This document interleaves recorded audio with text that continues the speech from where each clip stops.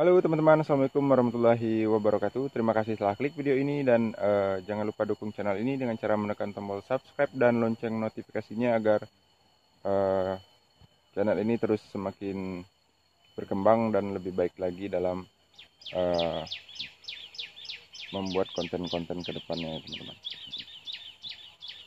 Karena subscribe itu gratis. Menjiplak ya teman-teman, menjiplak openingnya orang lain. Oke, terserah lah, itu nggak terlalu penting.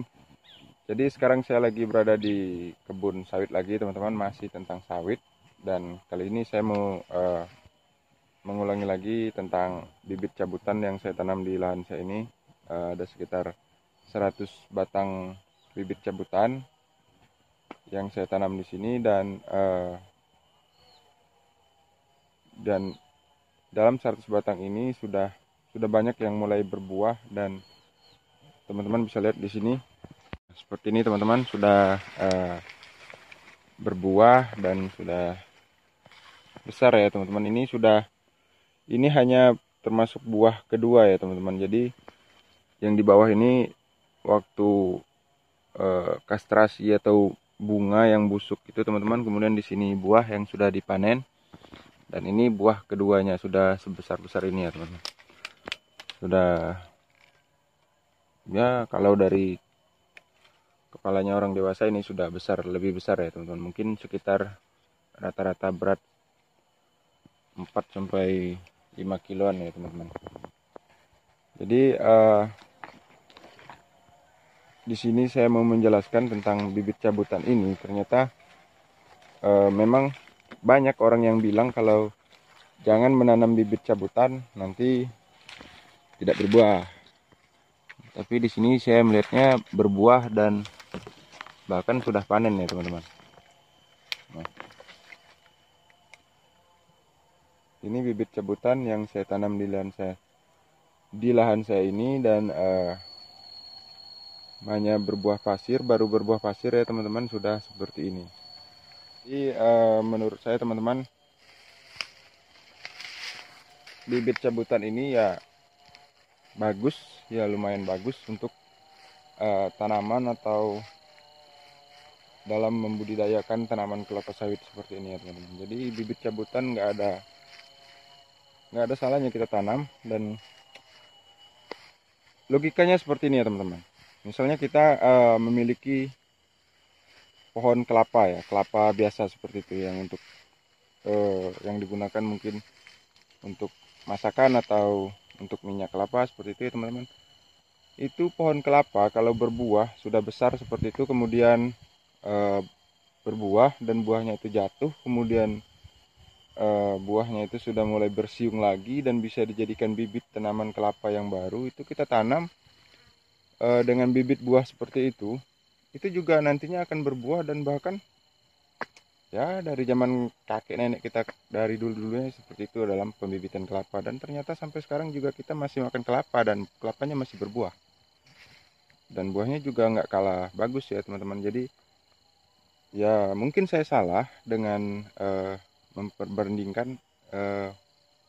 membandingkan kelapa dengan tanaman kelapa sawit ini. Tapi menurut saya memang bukan seorang eh, pakarnya dalam kelapa sawit ini, tapi menurut saya juga nggak mungkin tanaman yang kita tanam dengan eh, indukan atau induknya yang sudah jelas kita lihat berbuah bagus seperti itu, kemudian dia menghasilkan bronolan, kemudian kita tanam di sini dan sekarang sudah mulai berbuah. Dan saya nggak yakin kalau setelah periode tertentu, misalnya setelah 10 tahun, setelah 8 tahun, nanti tanaman bibit cabutan ini tidak akan berbuah lagi. Jadi saya tidak yakin tentang hal itu ya teman-teman. Capek.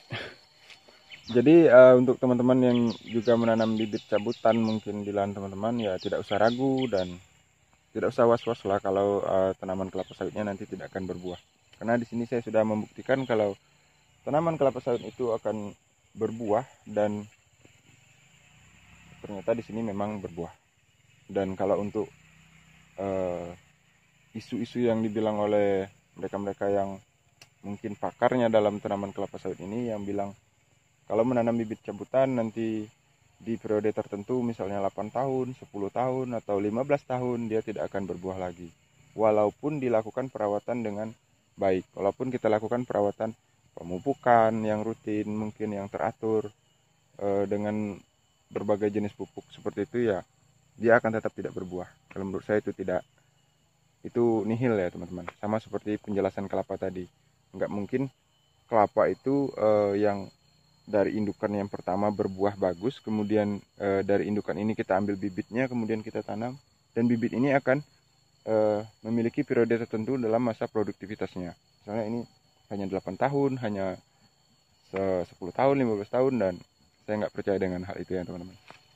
Dan nggak ada juga ahli atau mereka yang pakarnya tentang kelapa sawit ini, mungkin dari balai penelitiannya seperti itu teman-teman, yang mengatakan, yang memberikan pernyataan kalau bibit cabutan yang ditanam di lahan kita tidak akan berbuah dalam periode tertentu. Itu tidak ada statement yang menyatakan seperti itu, tidak ada ya teman-teman. Jadi tidak usah ragu dan tidak usah berpikir jangan nanam bibit cabutan nanti tidak akan berbuah dan kita akan rugi.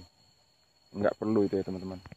Karena terakhir menurut saya mencoba gagal itu lebih baik daripada gagal mencoba. Dan apalagi kita hanya memberi isu yang bisa membuat semangat orang itu down atau ya terkesan menakut-nakuti seperti itu ya teman-teman. Kalau menurut saya itu nggak usah. Dan bibit yang dikeluar di balai penelitian seperti itu, misalnya PPKS atau yang lainnya, itu juga mereka juga mengambil biji ya, yang mungkin mereka bilang itu melalui seleksi segala macam, ya menurut saya sama saja. Apa bedanya dengan bibit cabutan yang kita ambil? Pokoknya intinya saya tidak percaya bibit cabutan ini tidak akan berbuah di periode-periode tertentu seperti itu ya teman-teman. Di 8 tahun. Karena di dekat sini juga teman saya juga menanam bibit cabutan, itu punya pamannya dia itu menanam bibit cabutan dan sekarang sudah berumur 10 tahun. Dan itu juga berbuah bagus sampai sekarang. Jadi di video sekali ini saya mau memberikan semangat kepada teman-teman semua yang sudah menanam bibit cabutan. Tidak usah ragu, bibitnya tidak akan berbuah atau segala macam. Atau bagi teman-teman yang telah melihat di video saya sebelumnya tentang bibit cabutan, yang mungkin melihat di kolom komentarnya, itu akan banyak sekali orang-orang yang berkomentar bahwa bibit cabutan tidak akan berbuah di periode tertentu. Jadi tidak usah ragu ya teman-teman. Semangat terus dalam membudidaya kelapa sawitnya. Semoga kita semua selalu diberi rezeki dari membudidayakan kelapa sawit ini. Tetap mahal kelapa sawit. Oke, terima kasih, itu tadi videonya. Semoga memberikan manfaat untuk kita semua. Jangan lupa dukung channel ini dengan cara menekan tombol subscribe dan lonceng notifikasinya agar kita bisa selalu saling berbagi informasi di kesempatan selanjutnya. Dan saya akhiri, assalamualaikum warahmatullahi wabarakatuh.